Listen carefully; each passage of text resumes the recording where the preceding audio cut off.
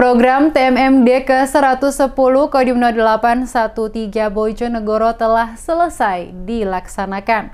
Anggota Satgas berangsur berpamitan dan pulang untuk kembali ke masing-masing satuannya.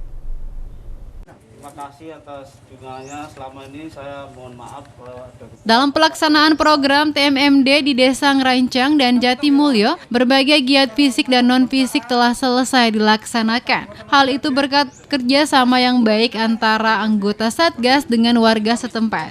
Dengan gotong royong bersama, setiap pertemuan ada perpisahan. Anggota Satgas berpamitan dengan warga setempat setelah program TMMD ke-110 Kodim 0813 Bojonegoro selesai dilaksanakan. Sersan 1 Romi Budiarta, anggota Satgas TMMD ke-110 Kodim 0813 Bojonegoro mengaku senang bercampur aduk sedih. Senang karena tugasnya telah usai dilaksanakan dengan baik dan sedih karena harus berpisah dengan warga setempat yang menyambut baik kehadirannya.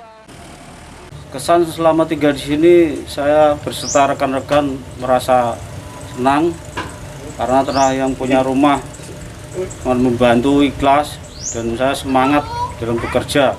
Sekarang karena selesai kita sangat bangga dan senang sekali karena bisa membantu. Semoga dengan adanya bantuan kita selama 1 bulan kurang lebih ini bermanfaat dan bisa dipakai dengan baik.